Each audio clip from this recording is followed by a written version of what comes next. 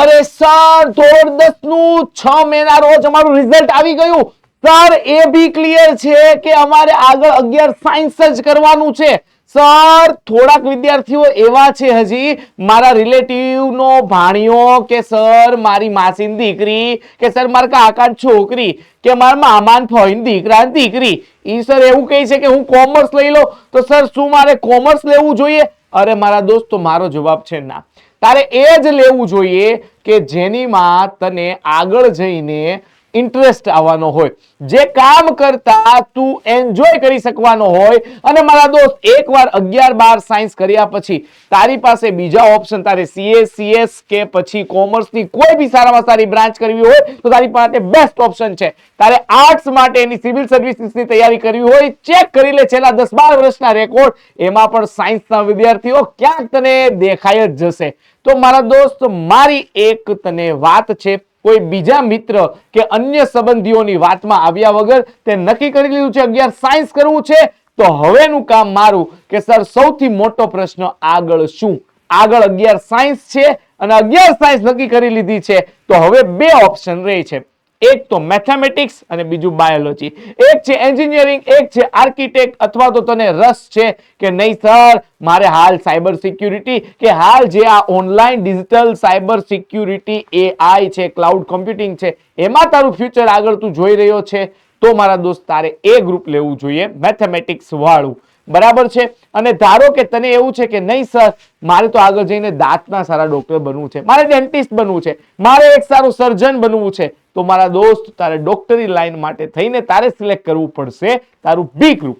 હવે બીજો એક પ્રશ્ન રહે, આ સિવાય ફાર્મસીનો ઓપ્શન છે, ડિપ્લોમાનો ઓપ્શન છે, પણ ડિપ્લોમા કર્યા પછી ફરી પાછો તું ડિગ્રીમાં આવીશ, એના કરતા પહેલેથી જ 11-12 સાયન્સનું નક્કી રાખી દે તારા મગજમાં.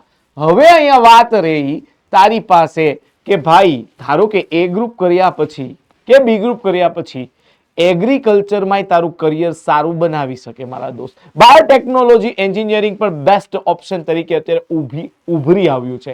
MSc IT, MSc in forensic science, આ તમામે તમામ ઓપ્શન એવા છે કે જે 11-12 સાયન્સ કર્યા પછી બેસ્ટ છે. તો હવે અહીંયા ધોરણ 10 પછી શું? તો એક ક્લેરિટી તો છે, ધોરણ 11 બરાબર છે, ધોરણ 11 સાયન્સ બરાબર છે. હા મારા દોસ્ત તું પેલી વસ્તુ ધોરણ 10 થી 11 તરફ જઈ રહ્યો છે તો તારે એક કિક મારવાની છે.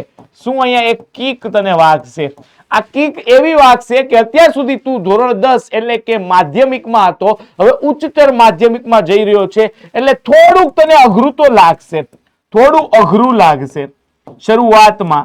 અને મારા દોસ્ત ધોરણ 10 માં તું ટોપર હતો ને, ધોરણ 10 નો ટોપર હતો, પણ 11 માં તને એમ લાગશે કે તારું રિઝલ્ટ છે, તારું રિઝલ્ટ ડાઉન થઈ રહ્યું છે.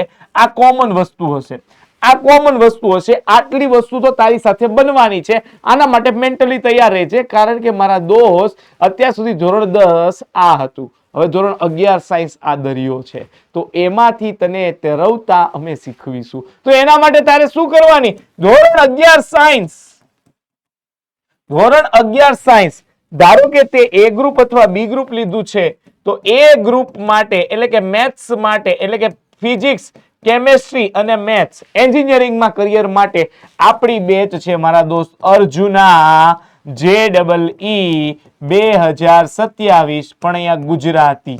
હા મારા દોસ્ત ગુજરાતી. ઓકે.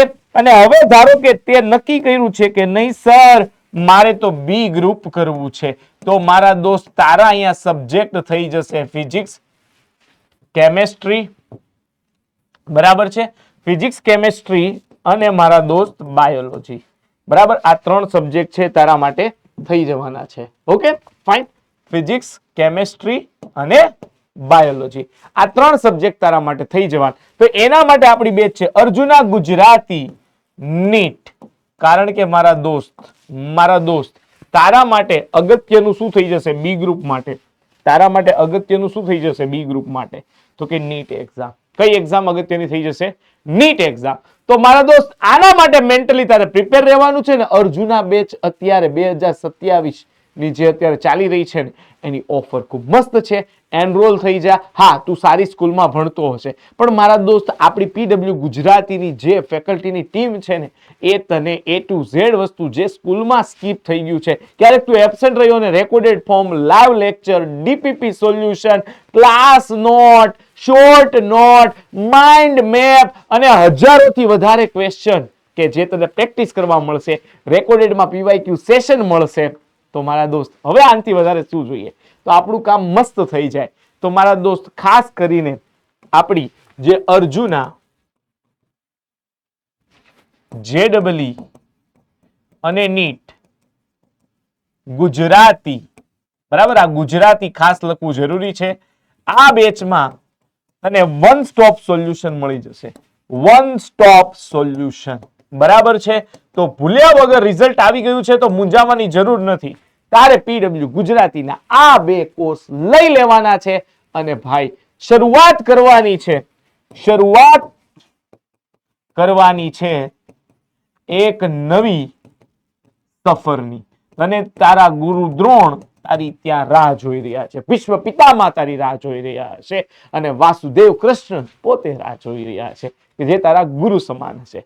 તો બસ બચ્ચા પાર્ટી, મૂંઝાવાની જરૂર નથી. છીએ સાથે, મળીને ફોડશું. 12મું ફોડવું છે એ બી થશે, બધું જ થશે. તો બસ, thank you so much dear students. Be happy, be positive. Thank you.